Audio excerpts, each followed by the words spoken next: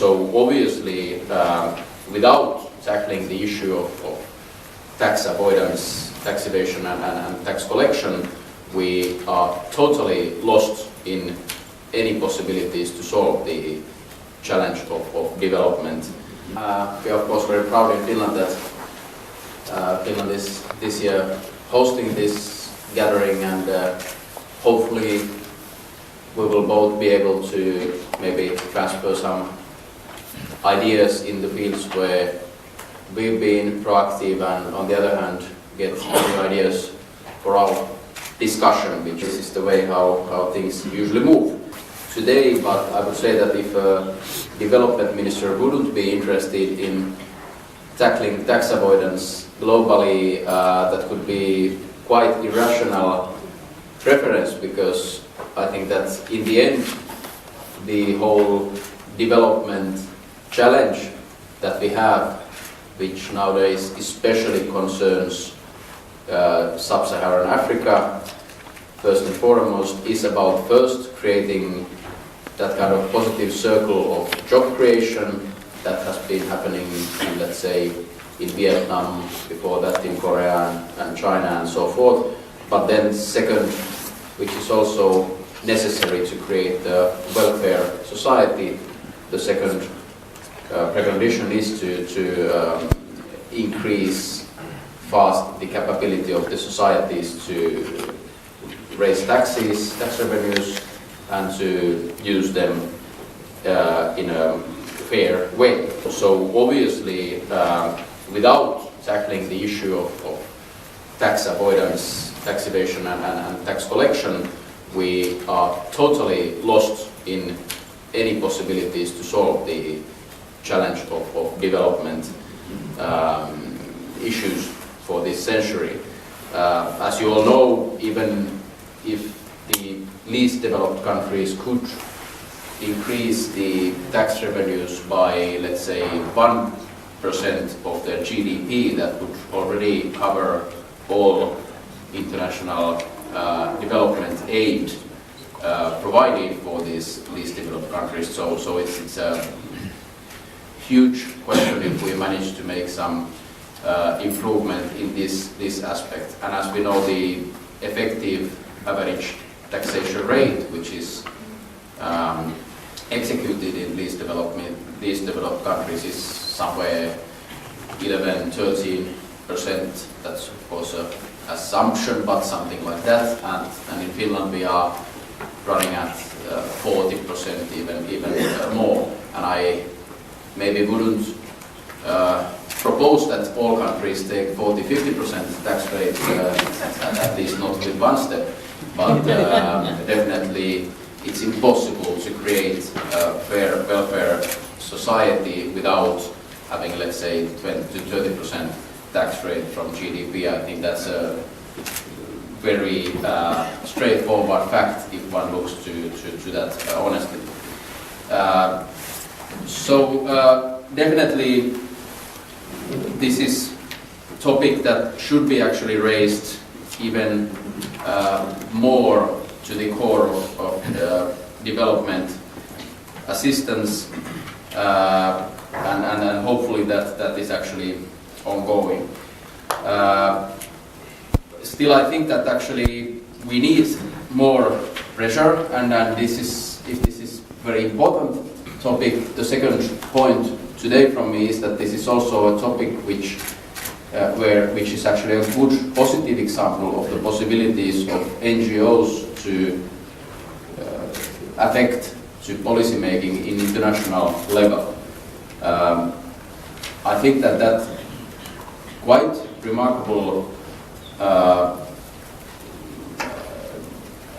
cooperation and those steps that have been taken during the past 5 years wouldn't be possible if there would have not been very brave reporters, NGO activists who have been digging up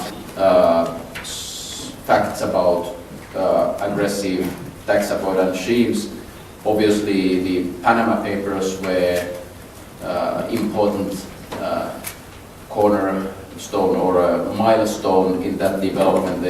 Even if they don't have so much to do with most normal corporate tax avoidance, but still they took this issue overall to wide publicity and basically helped to break certain walls which were hindering initiatives, for instance, at the EU level and also in OECD. Also financial crisis, I think, was somewhat trigger which then made it easier to add legislation also when it comes to financial flows between corporates. So in this sense, that I think that first of all this is a very important topic, a necessary topic for solving development issues. Second, I think that there is very much room for activism here, and hopefully also these few days will help to raise the question once more up in the Nordic countries and also globally. And I think that we really have hope in already seeing quite much development in the structures of legislation, and obviously both need and hope for further development in the future. And if looking to what Finland and the international community is doing and what we should be doing, probably we can divide this roughly into three segments. I don't know, maybe you can use different segments, but first two are about our global and international and also national legislation, where two main types probably are that first we need to ensure information sharing between the taxation authorities more easily, and the tools to automatically notice such tax avoidance schemes which are aggressive enough to be tackled by the court systems. And then and here of course I would say that we in Europe and within OECD countries also will be now quite revolutionary in comparison to what it was 10 years ago, when actually starting this year, so from 2017 financial statements, we will have an automatic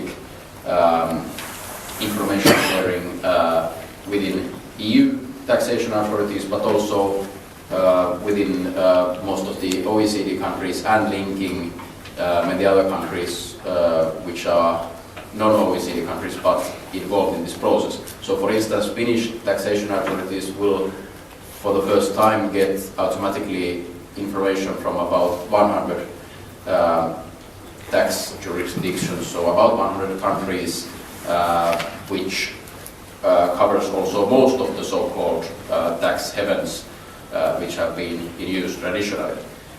Still much to do to be covering global scope, but definitely something that 10 years ago we would be only dreaming about. Then second segment in the legislation part is that how we tackle the legislative holes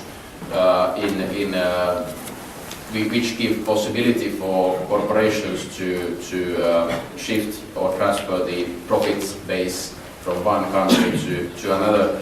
And here again, at OECD level, and then implemented mainly by EU directives when it comes to Finnish circumstances. So quite many fronts how we take or minimize the hole that the corporates can use to avoid aggressively the taxation.